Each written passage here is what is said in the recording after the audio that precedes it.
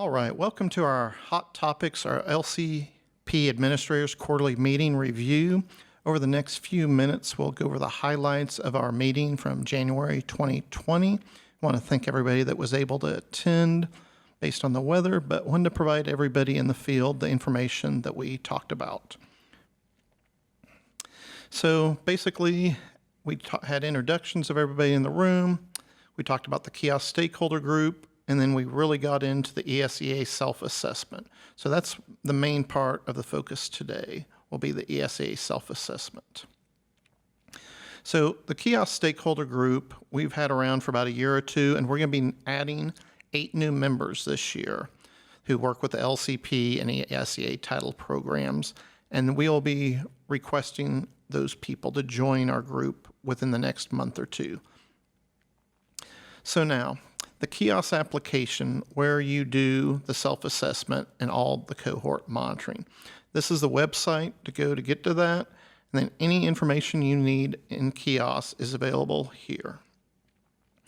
So the next few slides will talk about how to get into, get certifications for, and get assignments for kiosk.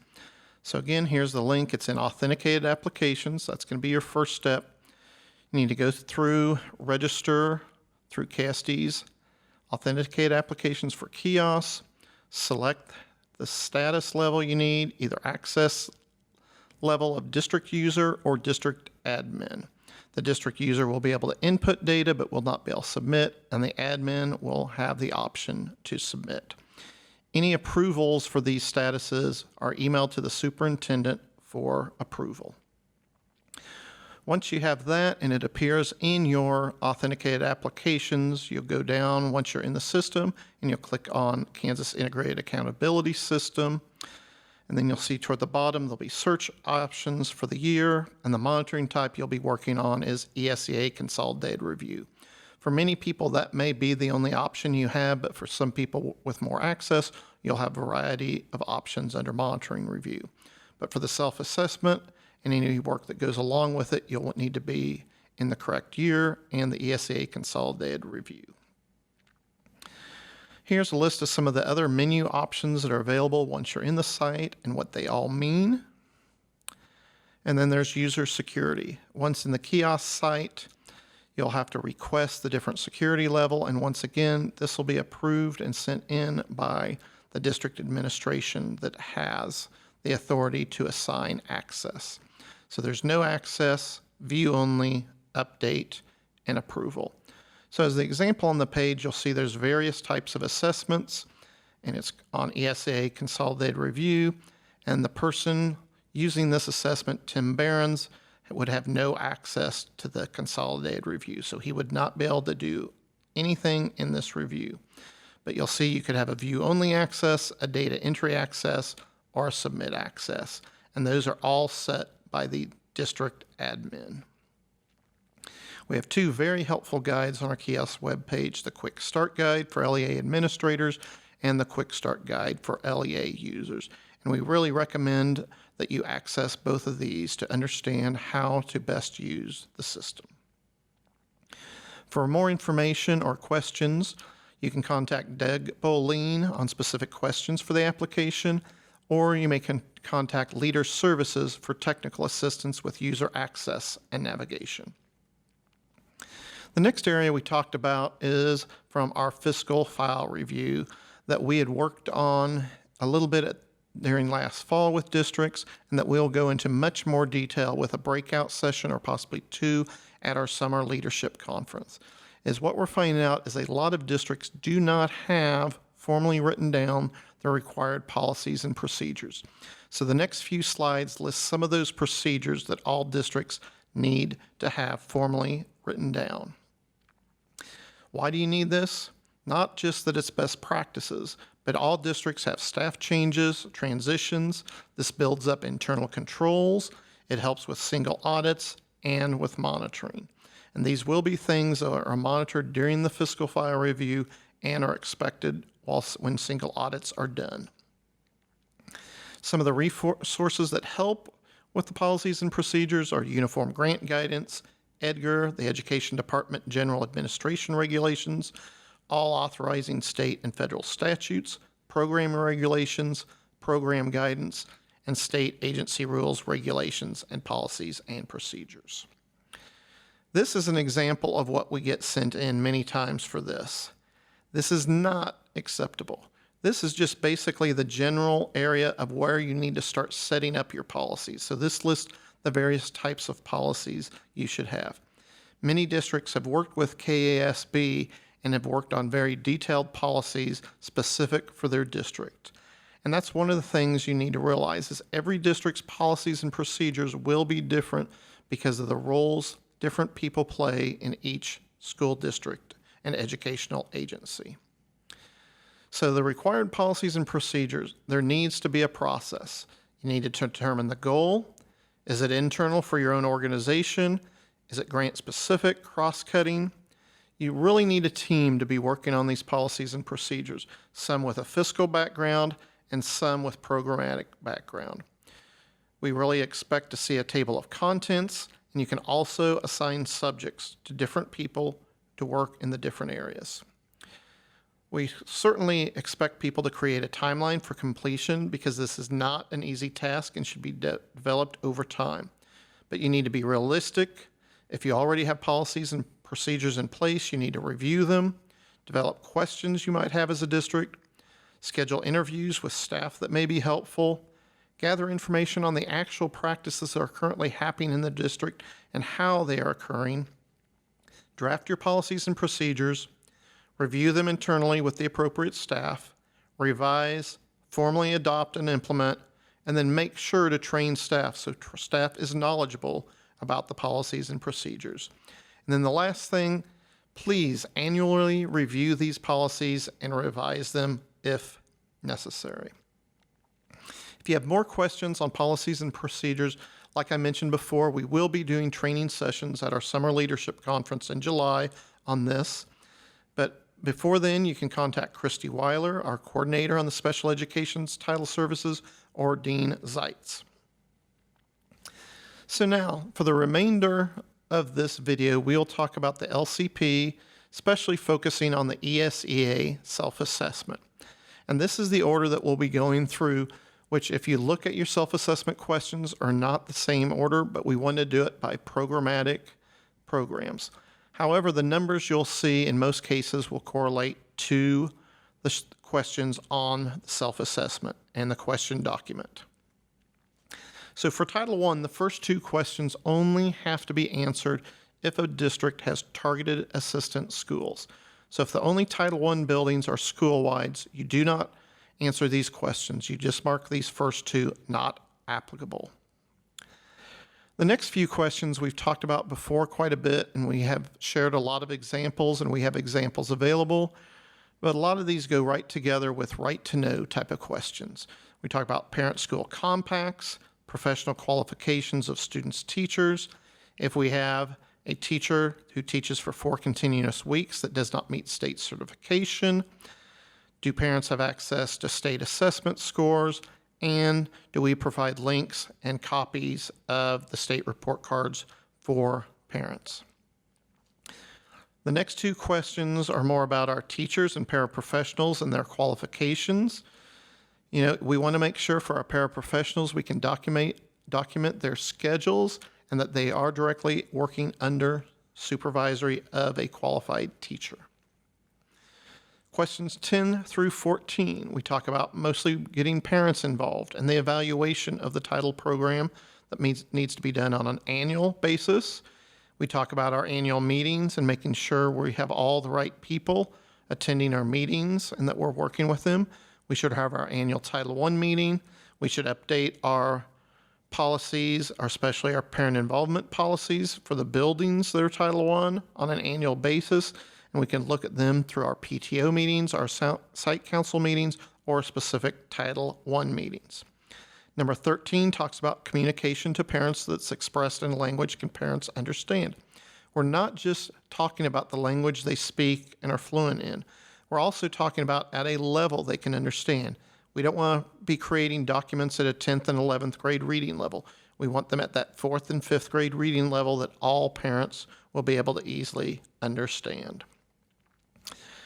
And then on number 19, we've skipped a few that we'll come back to, is does the LEA have documentation that Title I funds were expended appropriately in the amounts generated by each building? And this comes from step 3 of the LCP application. For districts who only have one building at any level that's being served by Title I, this is generally not a concern. But this is where we need to make sure that we're ranking and serving our buildings appropriately. We might not check exactly the amount spent, but we will check the per pupil spent. And the buildings with the highest poverty level have to have the highest percent per pupil, the dollar amount spent on that per pupil amount. So if you have questions on the self-assessment for Title I, you can contact your LCP consultant, Tate Toedman, or Doug Boleen. The next slide talks about McKinney-Vento and the 4 questions we ask on our self-assessment for McKinney-Vento. Number 15 talks about, does the district have public notice? So these are the posters that are available free on both the KSDE homeless website and the National Center for Homeless Education website at ed.gov. The next question talks about policies and practices that are in place. If you're not sure if you have that, the best place to check is in your board policies. It's typically policy JBCA.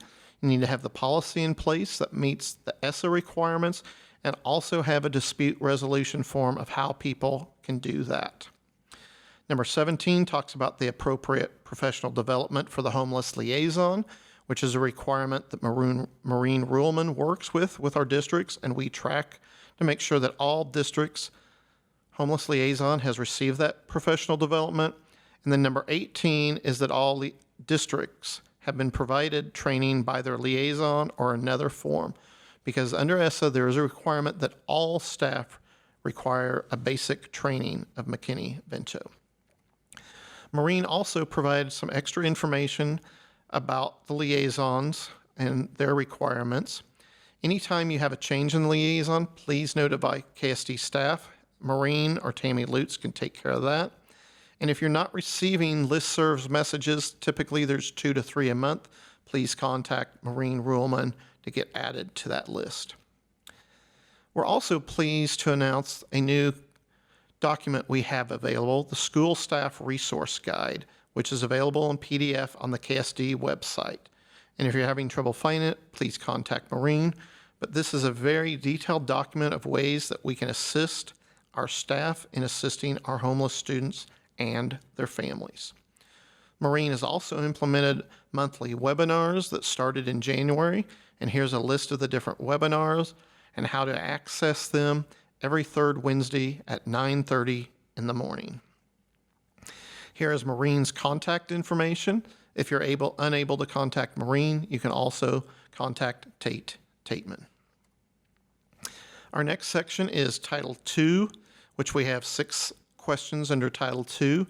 And from here on, most of the sections will have a skip logic question, such as 28. If a district does happen to reap or transfer all their money, they would answer yes, and the skip logic would skip the rest of the Title II section. All other districts, which is the majority of our districts, will need to answer these 5 questions. And as a reminder, this year we're working with Cohort 2 for the self-assessment. However, every district is required to have this information on an annual basis. So we're just monitoring Cohort 2, but we could request this information from any district at any time. So on number 29, if you use Title IIA money for professional development, you need to make sure that PD meets the definition of professional development in the Every Student Succeeds Act, which is defined in Section 800242 of Title 8 of ESEA. Number 30, if the district is buying equipment, that equipment may only be used for professional development purposes, and there must be documentation that those materials were only used for that purpose. Number 31 talks about, are all teachers equitably distributed throughout the district? This would only be for districts that have more than one building at any building level. If you only have one elementary, one middle, and one high school, this does not affect your district. Number 32, talks about the state certification for grade level and content area. This is what replaced previously the not highly qualified teachers. So to teach, you need to have your teachers at grade level and content area that are on their license, or we'll be looking at letting parents know about that if they're in a Title I building. Number 33, does the LEA document that teachers are paid with Title IIA for class size reduction meet these same state certifications? You may not pay a teacher who does not meet state certification for their grade level and content area with Title II funding. So for Title IIA questions, you would contact Tateman or Doug Boleen. The next section we're going to talk about is Title IV, Part A, which Brian Dempsey discussed with our group. And the first question, like Title II, is a question for skip logic. If a district reaps or transfers all their funds, they would mark no or they would mark yes and skip to the next section. We've done some changing of the numbering system, so it would not skip to question 57. It would just skip to the next section, which would start on question 59. So 56 and 57 talks about those districts that receive over 30,000 and the two rules that go with it. That if you receive over 30,000, you need to be able to show that over 20% of those funds are spent on well-rounded education, 20% on funding of safe and healthy students, and some funding supporting technology, which is educational technology and professional development on using that technology. These funds aren't used for buying technological devices in most cases. And then 57 talks about if you receive over 30,000, you have to document that you've done a needs assessment. This can be the same needs assessment that you use for KESA, Title I, 2A. You do not have to create a specific needs assessment for Title IV if you're already addressing these needs in another assessment. And then the last question under Title IV, which all districts that retain Title IV funds have to show that these funds are being used for evidence-based practices and programs. A couple items we talked about are some CSPR updates, which is the data we submit at KSDE to the United States Department of Education, and a new collection package for Title IV was approved on October 16th of 2019. And we're going to discuss this because this is new and very important. Districts are going to have to submit to KSDE how much money they spent in the three different areas of well-rounded, safe and healthy students and effective use of technology. So districts with $30,000 or more have been used to dividing the money up and tracking it in these three different areas. Now we're going to have to make sure all our districts are tracking how much is spent in well-rounded, how much in safe and healthy students, and how much in effective use of technology. And we've been providing this information over the last year for districts. So we would recommend having 3 sub-accounts under Title IV, Part A, 1 for each of these areas. A question that has come up a lot is, if we have under 30,000, can we spend all our funds in one area? Yes, if you want to spend 100% of your funds and you receive under 30,000 in one area, you may. And we would strongly, for accounting purposes, recommend that for our smaller districts that receive less than $30,000. We'll also be reporting information from districts on which areas you spend.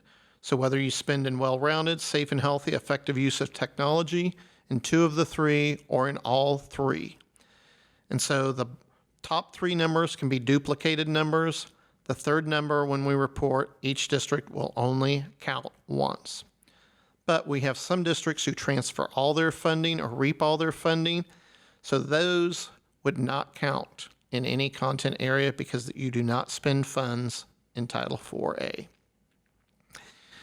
This is a picture of a document that's been provided by the United States Department of Education to help with what funds can be transferred to other funds. And a good example is Title II and Title IV funds can be transferred to most other programs under ESEA and into each other. But most of your other funds, Title I, Part A, Title I, Part C, Migrant, Title I-D, Neglected and Delinquent, or English learners under Title III may not be transferred to other programs. So questions on Title IV, you can contact Brian Dempsey or Tateman to help answer any questions you may have.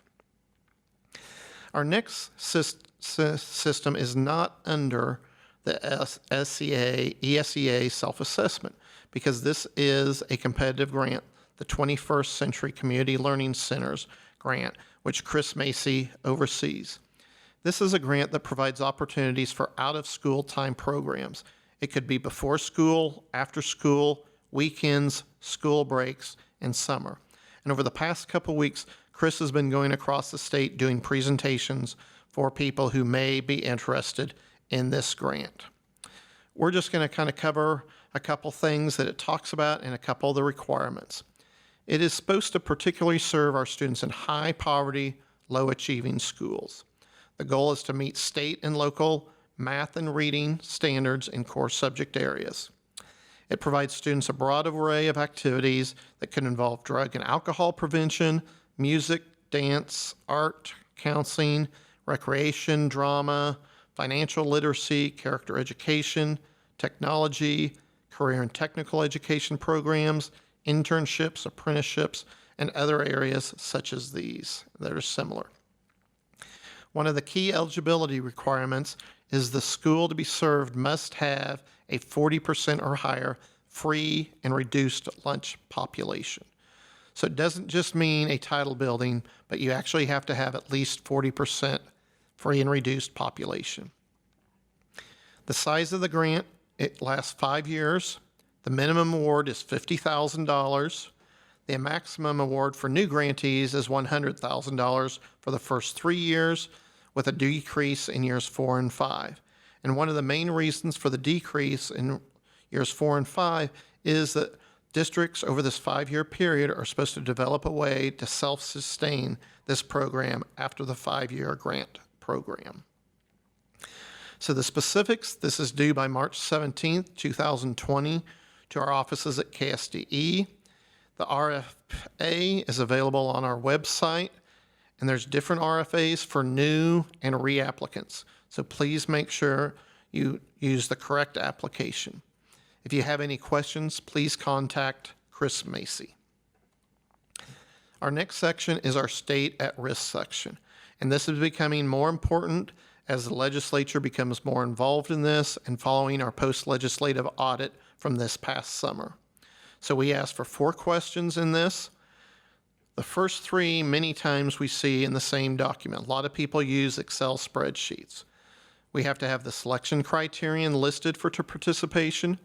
Most districts are just going to use the participation guidelines that are presented in the guidance. Then we have to have a list of eligible students. So who was identified for at-risk services and who was served. The third question talks about which delivery models and or services are being used, such as tutoring, in-class assistance, after-school help, credit recovery. There are many ways that state at-risk funds can be used to help these students.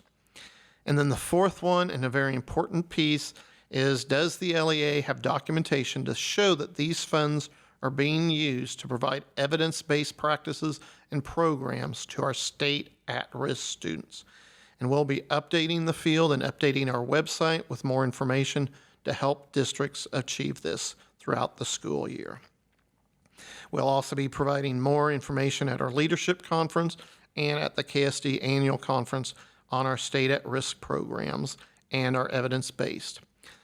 The LCP annual report, where we also collect at-risk data, will be a big focus of our April meeting when we meet in Hutchinson again for our next LCP training workshop.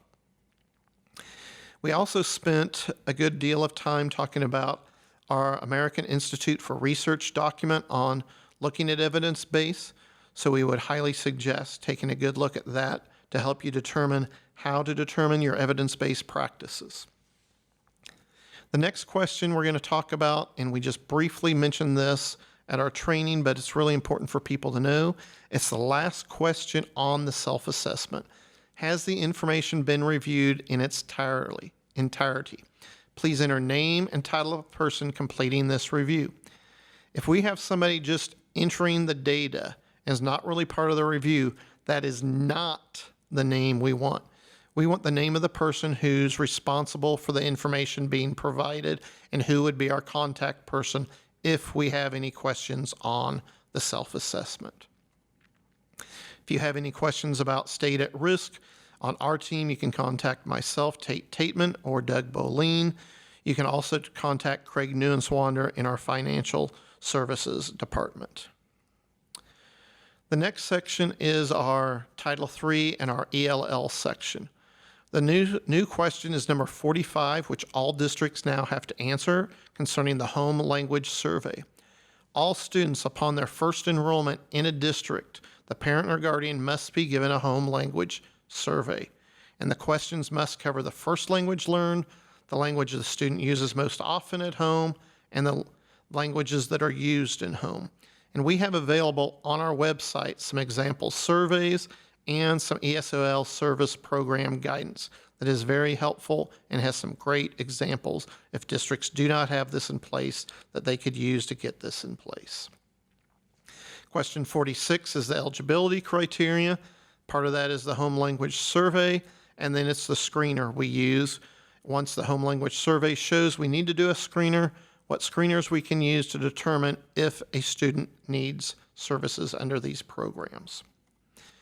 Then we get to question number 47, which is our skip logic question for the rest of the section. Does your district provide Title III and/or ESOL services to qualified students? You would have yes, no, and not applicable. You would only pick not applicable if you do not have any students qualifying as English learners. Number 48 is the parent notification. And again, we have examples of this that would need to be sent out for those students that qualify. At the start of the year, you have a 30-day time period. Anytime after the start of the year, you have a 2-week time period from the time the child is enrolled. As our other programs, we also need to be monitoring our students' progress in ELL students. And this is what question 49 talks about. Do you have an ILP? Do you have local assessment data? And again, on our ESL webpage, we have samples of an ISP. And then all districts need to have their exit criteria. And the key here, and one of the changes we've had over the recent years, is our students must score proficient on the CALPA once to be exited. And that is a change from prior. It had to be 2 years of proficiency. Now it is just 1 year. Questions 51 and 52 is documentation of the students who've exited and why, and also documentation that the student is being monitored. And once again, we have sample forms for monitoring and transition. 53 is PD. Does the teacher development plan include professional development for all teachers, and is this plan written down? Much like we talked about earlier with policies and procedures, we need these policies written down. Question 54 works with our paraprofessionals that are in our ELL and ESOL programs. Are they under the direct supervision of an ESOL endorsed teacher? So our contacts on our SETS team for Title III and ESOL are Julie Ewing, a coordinator, and our assistant director, Doug Boleen. The next questions are under the migrant section. And again, we've changed the skip logic in this and added the first 2 questions as new for all districts to answer. The first question is, does the LEA use the 2 migrant questions on the home language survey? And if you're using the survey or need to develop a survey, the examples provided on the Title III and ESOL web pages have these 2 migrant questions on the survey. The second new question is, can the LEA provide documentation that recruitment referrals are provided to state recruiting offices? So based on those 2 questions, are districts providing the information to our state recruiters? And then our skip logic question is number 36. Does the LEA receive funding for migrant services? So the rest of the questions are for those that actually receive funding. Are the COEs organized and kept in locked cabinets? Is there documentation that the COEs are sent to the qualifying families and parents are notified of these services? 39, does the LEA have in process a place to identify the educational support needs? Then we go on Do we have data that helps determine what services and design our migrant program needs? We go on to question 41, which talks about, are we ensuring that these students that are migrant who are failing are at risk of meeting the state standards or have had educational interruption are given priority for MEP services or migrant educational program services? Do we have documentation of the continuity of instruction?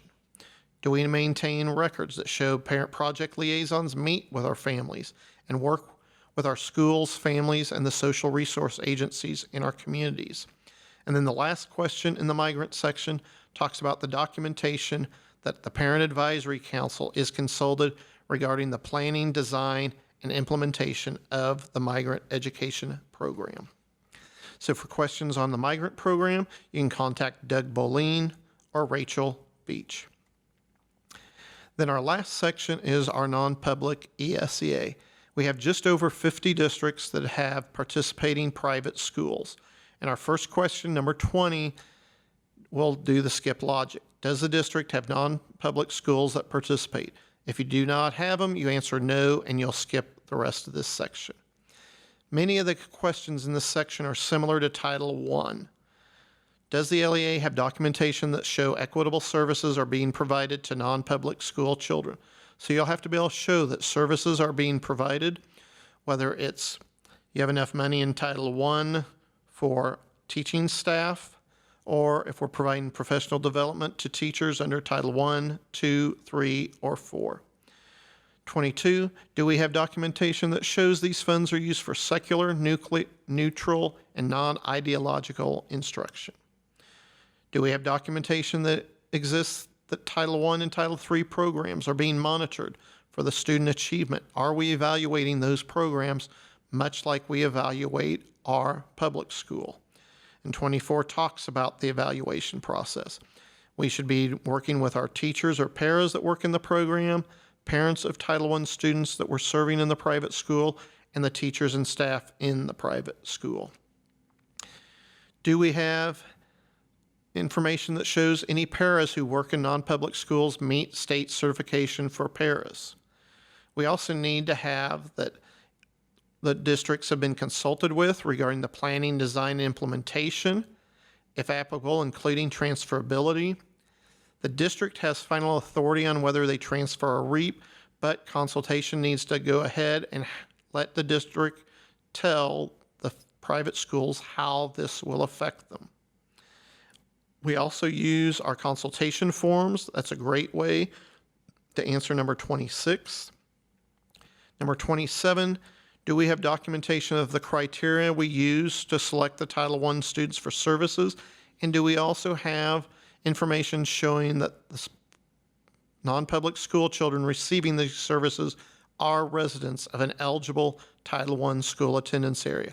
This is a requirement that the private school should do before they send the students matching the criteria, but the public school still has to re-identify that those students would attend a Title I school attendance area based on their residence if they went to a private school.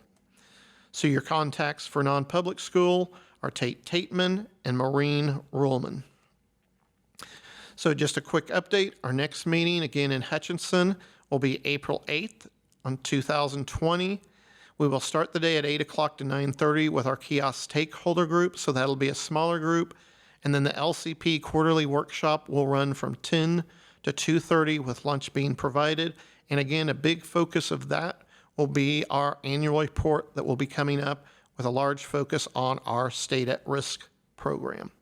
So we want to thank you for all you do for Kansas school students. And if you have any questions, feel free to contact myself, Tateman, or any of our other great staff that is waiting to help you answer any questions you may have. Thank you.